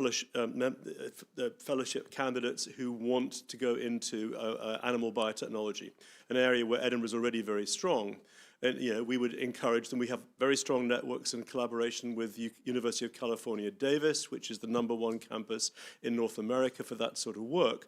And through our investment communities in Scotland, certainly in Power Equity, where I was involved, we actually have a very good relationship with venture funds in the Bay Area and the rest of Northern California.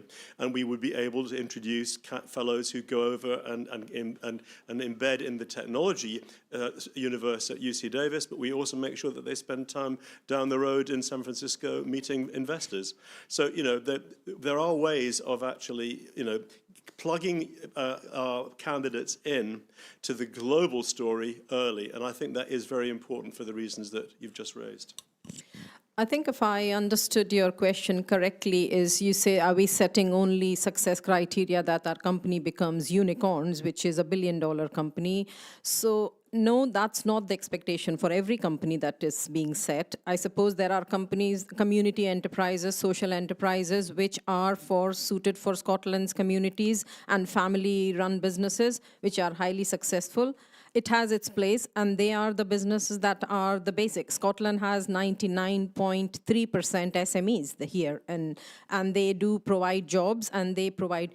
The question, I suppose, why it is being always compared to the larger unicorns or larger growth economy companies is because the deep tech businesses that has the potential to create global businesses, for them to become successful, they do need to become globally competitive, and that requires larger funds.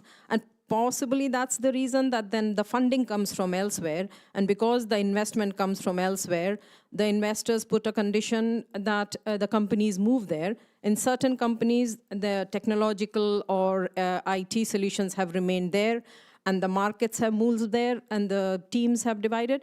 But because we've not had many companies of that level success, that is why, because they are eventually, the jobs will grow like that. So it's the question of what type of companies we want to grow and what type of companies which are suitable for the local and national economy, and there's definitely place for both.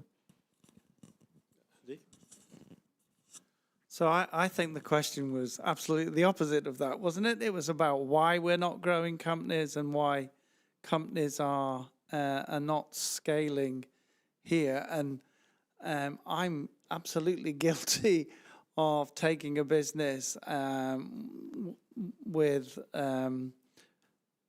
the possibility of getting bigger, I suppose, and selling it to an American behemoth after 5-6 years. Why did we do that? I think, quite frankly, because we were knackered, that it was such hard work, and I think that the Scottish context makes it that little bit harder. It was hard to raise the cash. It was hard to keep building that business. The other thing is that you're constantly under pressure from investors in the business who are expecting a return and are working on 5, 6, 7 year cycles. And so that when you're pitching for your money, the last slide is your exit strategy, where you're telling them how and when they're going to get their money back and how much. So I don't think it's just a Scottish problem, but we don't have many large, for example, pharmaceutical companies based here in Scotland. So the exit of those life science companies is often going to be abroad. Yeah, I mean, sorry, I totally agree with that analysis, and I think sometimes decisions are taken at the start of a company in its first round of funding, which ultimately do lead it to have to exit more quickly than perhaps the founders would have envisaged. There will always be people, as Professor Gallegher said, who want to cash out, and that's their choice for all the work and the effort that's gone into it. I think what we need to do as a matter of public policy is to make it so that there's no need to, making access to the right kind of funding available and the right kind of information on early stage funding to avoid the situations we've just described, making sure that there's an infrastructure in place so the availability of lab space, for example, to help retain life sciences and biotech companies has been an issue in the past. Can we make sure there's a public infrastructure, available infrastructure to enable people to do that? We talked about the education system, making sure that the people with the right skills, be they the technical people, but also I think the wider business consultancy, financial business development skills that you need. And also, and then finally, we've said it a couple of times, those international collaboration, that help and support and understanding that you don't have to domicile the whole of the operation in Scotland. There may be networks that can be built, partnerships that can be built internationally that can help you retain the core of your expertise here and perhaps find partners to do other things where we may be less competitive. And I think if you look at a huge Scottish success story like Rockstar North and Grand Theft Auto, that's an international company that has its leadership and its sort of intellectual drive here, but other parts of the company have moved abroad. And those are the kind of models that may work in some certain circumstances. Thank you. Did you want to follow up? That's a fabulous response at the end. Is it possible to create that eco-structure so cross-border in future, or the future cross-border doesn't have to fall out knackered, having spent venture capitals all the time, changing every 3 years? Is there a different model of finances, infrastructure? It's lovely to say we'd like to do this, but is it going to happen? I think that was the whole point of saying that there are inherent sort of infrastructure issues, and funding being there, management training and management expertise being there, absence of industry. So certainly it will work for certain industries, and there are certain industries that may have slight challenges. Sorry, one question there at the back. Thank you. This idea of building unicorns in Scotland has long intrigued me. I genuinely don't think that we haven't been successful at it over a very long period of time. Not even so much in the UK. And the funding structure to build these businesses, I think the funding structure we have is great, but it's based on angel funding, which makes it very, very difficult to then scale up those businesses to become unicorns. I've thought for quite some time, why don't we just embrace that and have policy focus on building those companies, selling them in 5 or 6 years, but then encouraging the people who have built those companies to use their money and their expertise to then come back into the system. I think Andy laudably has done that. We need to find better ways to encourage people to do that, rather than to go off and buy Virgin Islands in the Caribbean and sit on their yachts, whatever. Not many people do that, but we'd love to see much more encouragement for cashed out entrepreneurs to come back into the system. And quite a number of them do that, let's be fair. But I think structure policy needs to focus much more on that than building unicorns, which is a unicorn, it's pie in the sky as far as I'm concerned. Thank you. Thank you. I suppose that was a statement and you're not looking for an answer for that. Yeah, I think you are right, absolutely. And the only difference in there is that you have the ambition, because every investor who puts the money in the first round wants to hear that the entrepreneur has the ambition to take it globally. Depending on the sector you are in, for example, you mentioned certain ones, and there are serial entrepreneurs who repeat and put it. The only difference for that is if it is a founder's money, it's their private money. So you can encourage them to invest back into the economy, which a lot of them do, but to basically put stipulations around. And that can happen for example, any money that Scottish enterprise co-invests, it goes back into the treasury and it gets reinvested. So that exactly has been happening for past 30 years. So the public money certainly goes back. Nothing stays into Scottish enterprise. It's an annual budget cycle. Founders, for example, those who have come back, and for gaming industry itself, they have reinvested back. Any companies that have recently exited, most of them are becoming either serial entrepreneurs or serial supporters, investors. For example, Gareth Williams, Skyscanner became success. He's probably invested into N number of companies that are there. So similarly, Chris van der Kuyl, he sort of made the the Minecraft. He's been now invested into a fund and large number of companies. And similarly for the fund. So that certainly is happening. It's just the question, we need more numbers. We need more successes of both companies, entrepreneurs, and money coming so that the capital increases and we can see more of these things. Absolutely.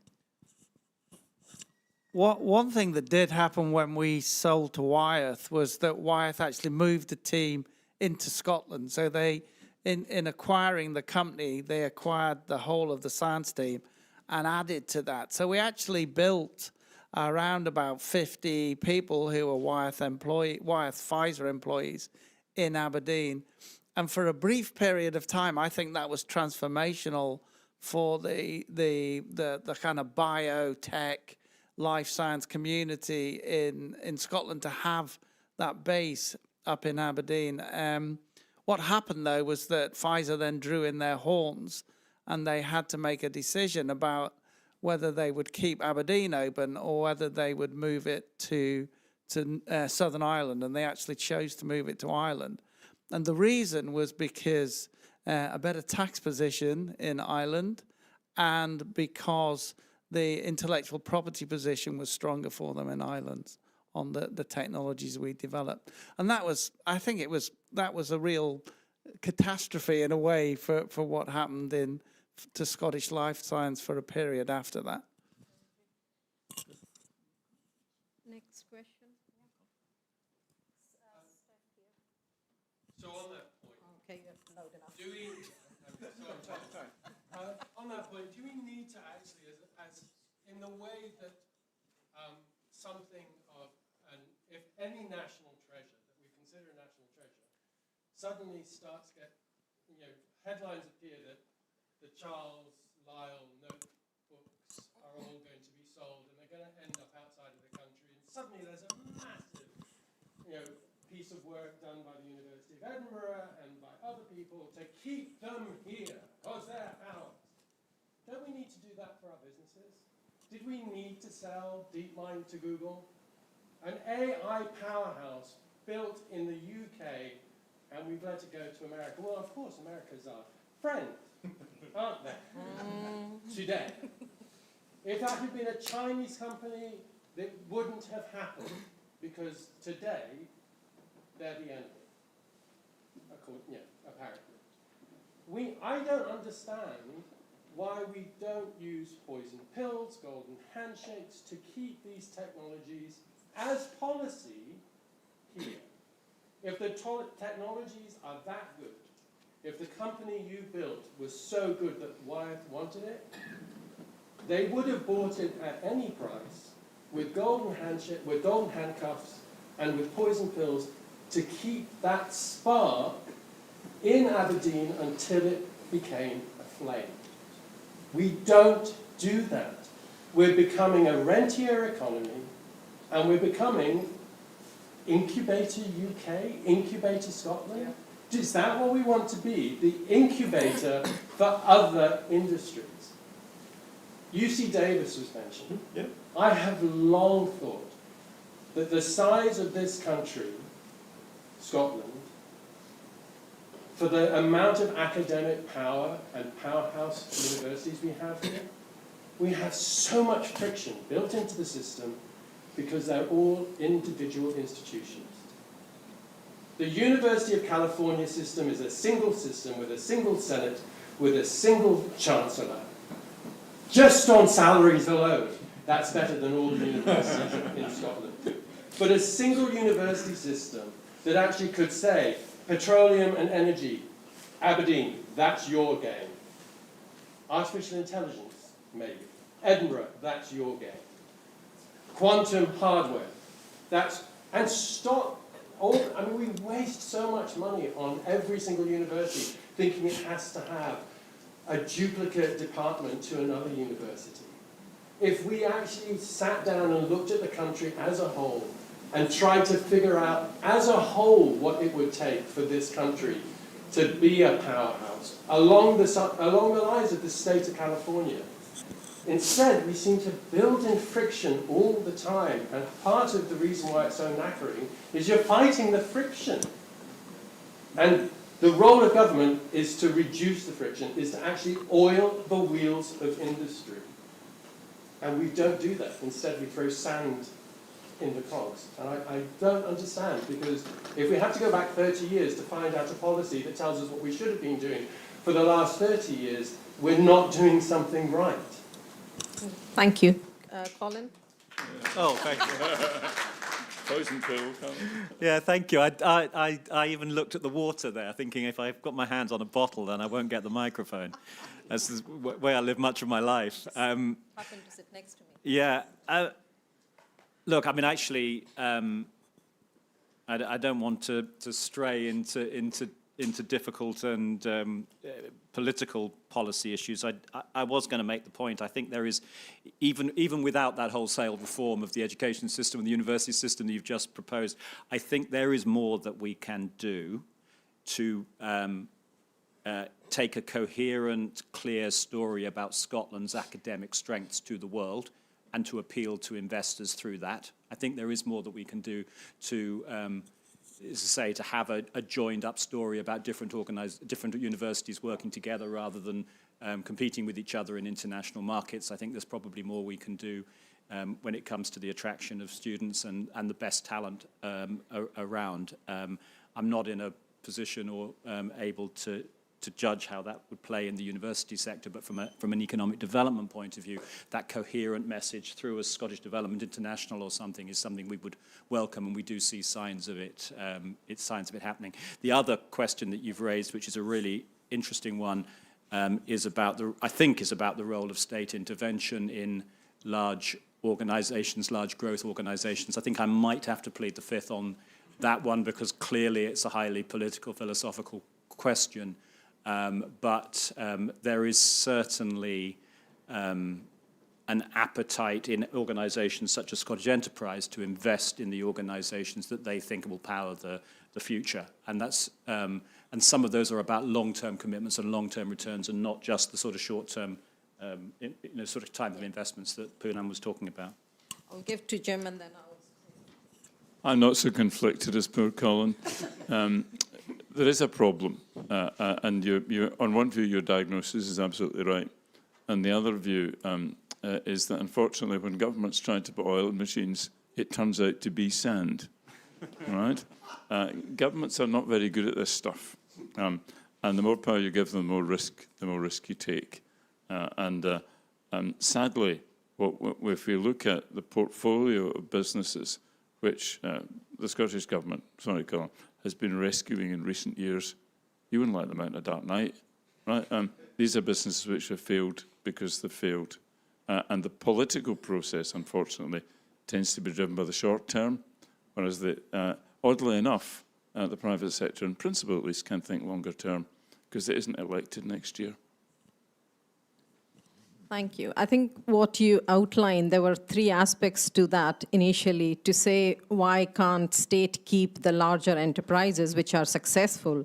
So if we had a Novo Nordisk-style trillion-dollar fund in which we were investing so much that government or the public sector was the largest stakeholder, they could have done that.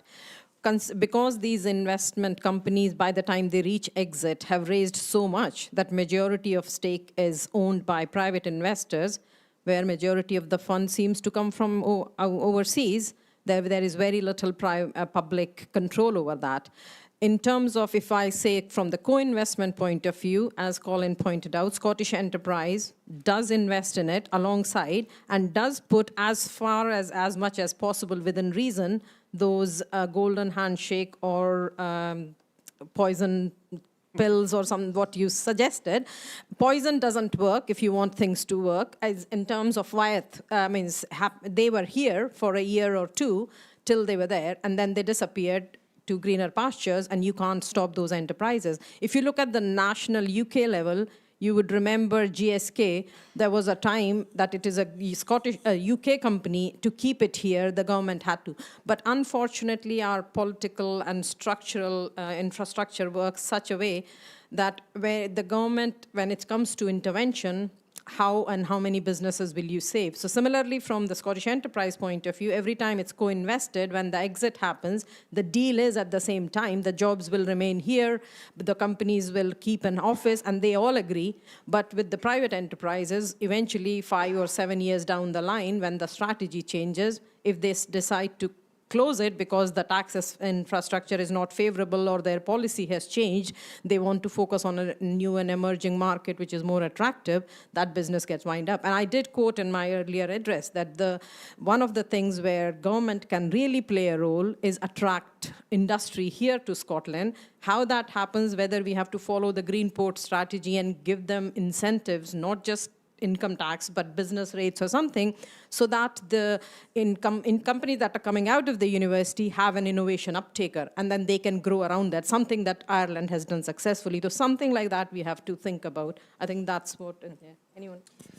Well, just to reassure you that notwithstanding the fact that we are sitting in the hallowed hall of the Royal Society of Edinburgh, that, if you take the fellowship scheme, I mean, our colleagues here are from Aberdeen, and I can tell you already with the relaunch of the new scheme, we've already got very active engagement and support with both Strathclyde and Glasgow, Aberdeen and Dundee. This programme is going to mean that people work together with their colleagues from multiple universities, and hopefully some good comes of that directly as well.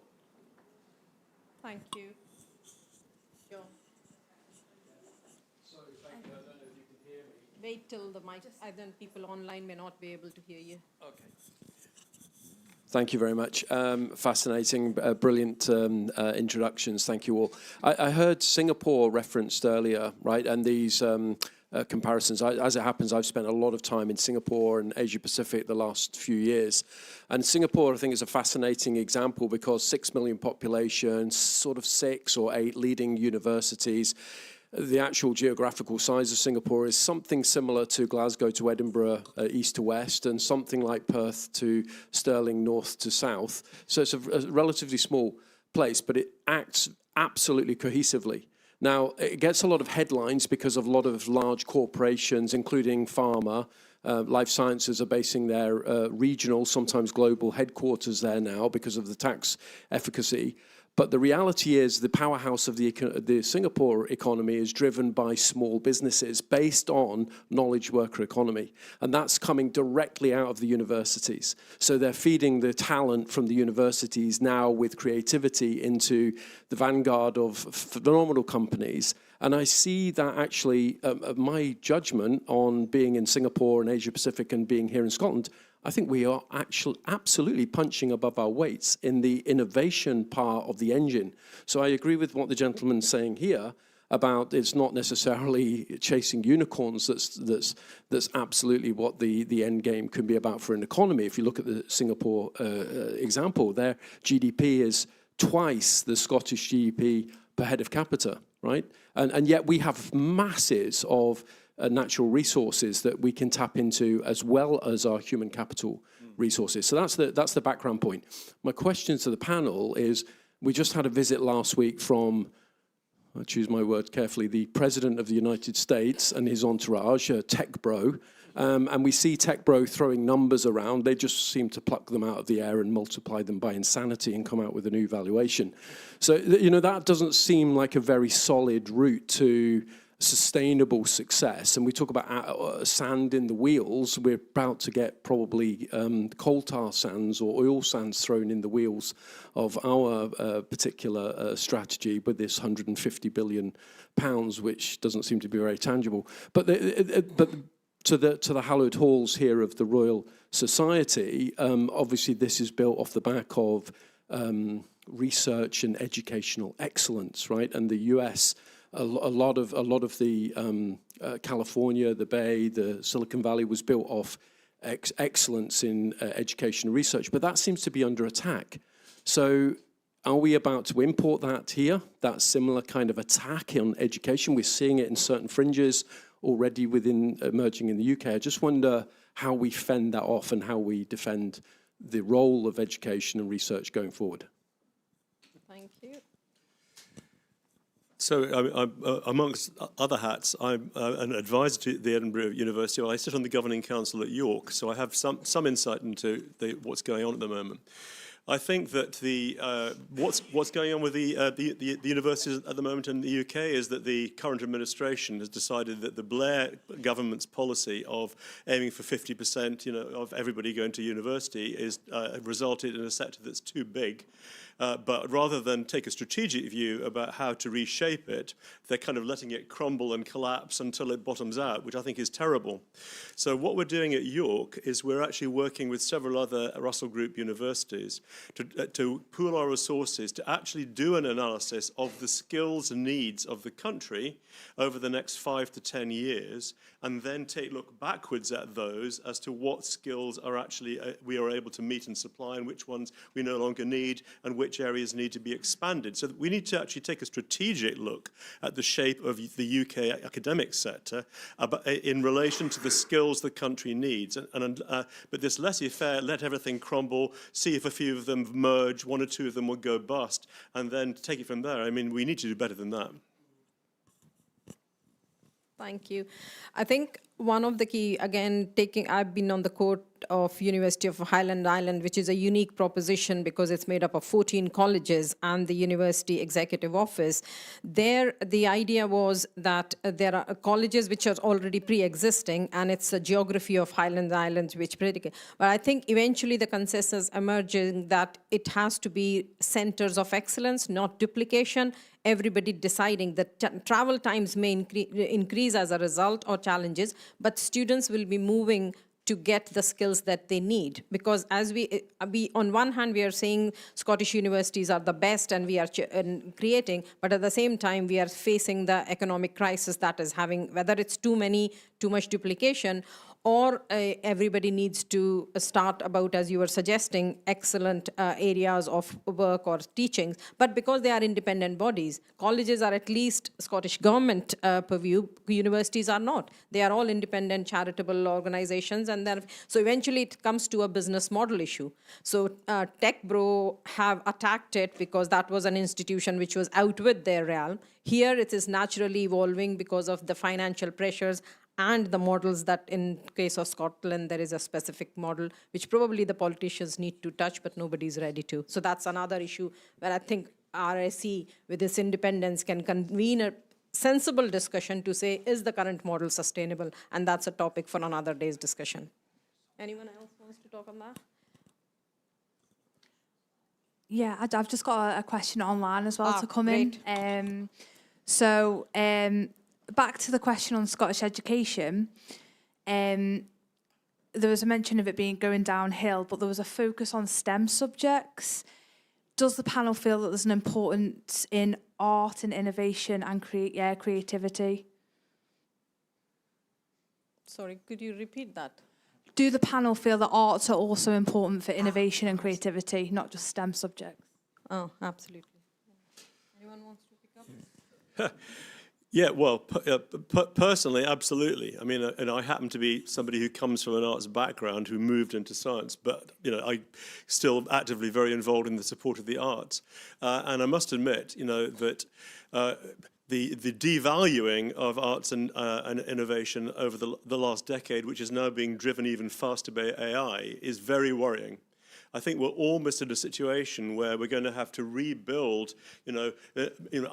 most of our modern artistic culture came from folk-type artistic activities in communities around the world and around the country, and then gradually got centralized and professionalized and so on over during the last 2 or 3 centuries. But actually the economics of the professional creativity are extremely difficult now. They were difficult when I worked in the music industry 40 years ago. It's even worse now. So, I mean, I think there is a real crisis. And yet, without that creativity, I mean, we're in a city, we know one of the biggest arts festivals in the world, and a lot of artistic activity, which enriches all of our lives. But actually, most of that economically is hanging on by a thread. So I think it is deeply worrying. And yes, we should really try and revalue. I mean, the value we place on intellectual property in science, right, is paramount, because without it, you cannot raise the money. The value we place on intellectual property in the arts is just crashed. and it's getting worse, and I think it is a major issue. Thank you. Anyone else wants to add to that? I mean, I would certainly say that when they talk about STEM, there is a discussion about having it as STEAM, so having arts added to it, because creativity and culture in terms of combination of it, and even with the modern coding and everything, the design thinking concept comes from art, and that is very much paramount to it. So both are important. It doesn't mean that creative and music and culture and science and arts need to be set aside, but it is the basic development that is required where the technology world is moving. So it is, but probably it goes down to the specialization aspect of it, to say that not everybody doing everything at the same time. It is specialization in certain places, and that's how we will come with the excellence of it. Any further question? It's in front here. It's on its way. Sorry. Yeah. Hi. First of all, a comment. I was lucky enough to be in, I think, phase 1 of cohort 1 of the project, and it's wonderful to see. You have seen the full circle. And it's fantastic that it's going to be relaunched, particularly with the international dimension. I came back to Scotland to join something called ITI Life Sciences, and I was intrigued by Professor Roy's comments, and also about place-based activities. And my question is, well, it's a kind of double question. What do you think worked and didn't work in ITI Life Sciences? And I know that's a leading question. And there was a place-based element in it, and what is going to work in place-based innovation? I guess it's a double question. Thank you. Okay, so I'll explain a bit just for people who maybe don't know about the ITIs. So the ITIs were essentially created up to try and create a base of demand to demand research coming out of universities. So it wasn't just saying that what we need to do is get more people in universities supplying innovation. You got to have a demand for that innovation, and that's what the ITIs were designed to do. So I guess the first point was that comes back. What worked was that basic idea picks up in a lot of the conversation we've had here about how do you actually get interest in innovation, the spin-outs of companies coming from. And that's one of the challenges we have as a small regional economy in the UK context, that you don't have that large demand base on your doorstep. So that concept in the ITIs was fundamentally sound.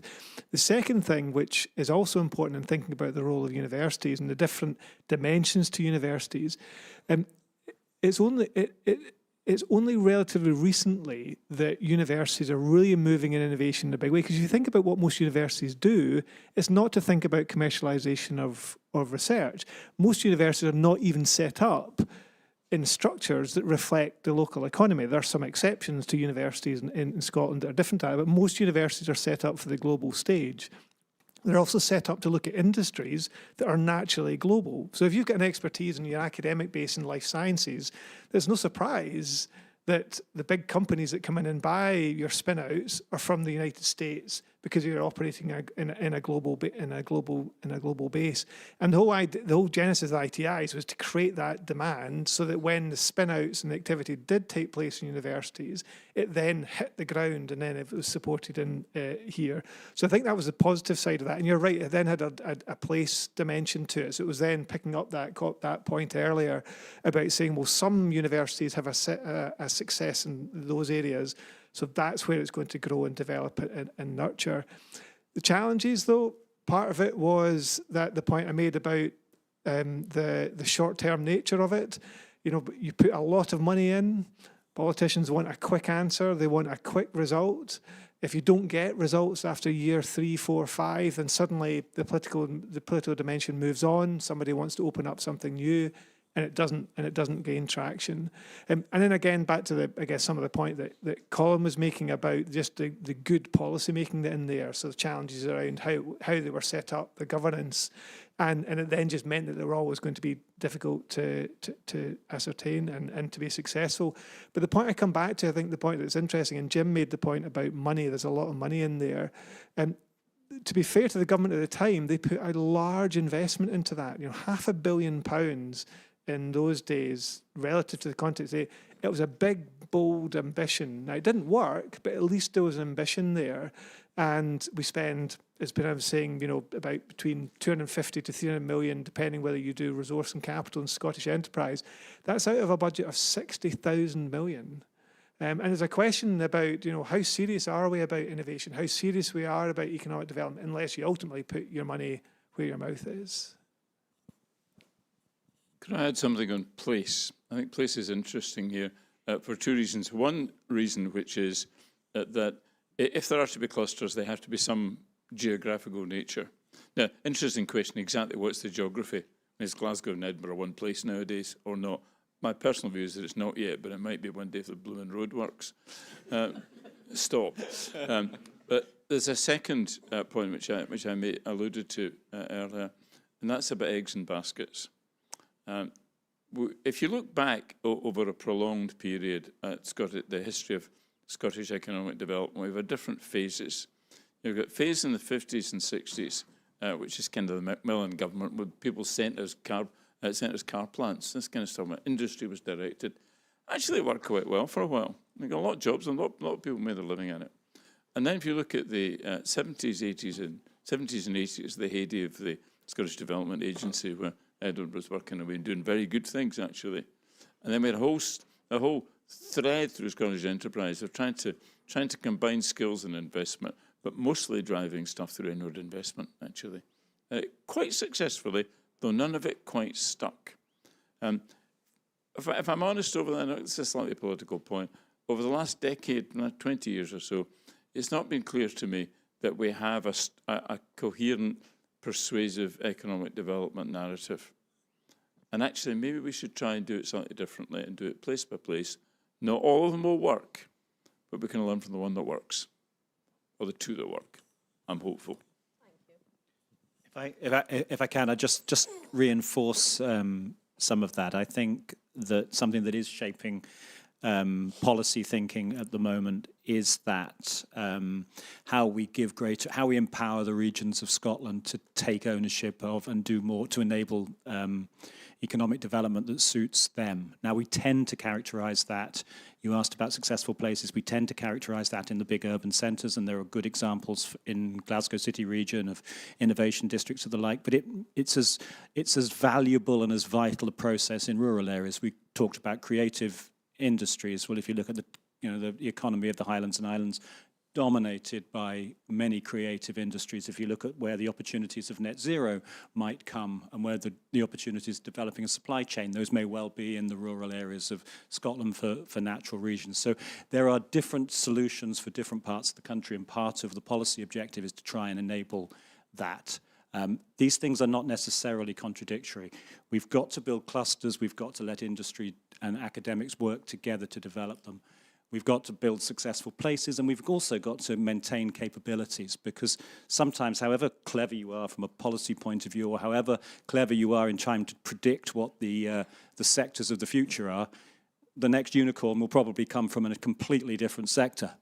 Because we didn't see Skyscanner, I suspect. If you look at some of the most scaling companies in Scotland, they're not necessarily in the sectors that we think they're going to be. So we've always got to be open to that possibility and make sure that the systems are in place to allow for that kind of thing to happen. Sorry. Thank you. You wanted to add So a statement rather than any really answering a question, but one of the things that's always made me smile is that if you go to San Diego would recognize Aberdeen as a centre for drug discovery, particularly biologics drug discovery. Aberdeen still has about 60% of Scotland's late-stage assets. And San Diego hasn't a clue that Aberdeen is a centre of oil and gas or the transition that's going on. Interestingly, if you speak to people in Aberdeen, they haven't a clue that Aberdeen is a centre of excellence in drug discovery. We try very hard to break down those barriers, but they really don't know. Somebody mentioned Singapore. One of the things they do in Singapore is they educate their taxi drivers. So as you're driving in from the airport, the taxi drivers tell you everything you need to know about the the expertise and centres of excellence that are in Singapore. Maybe we should try and do that a bit more in Aberdeen, but I don't know if we can. Thank you. I think that's true, because when I was in Australia, they were trying to, taxi drivers were trying to say that we've got the best sunlight and we've got the best weather, you should come and settle here. So that certainly is a mood.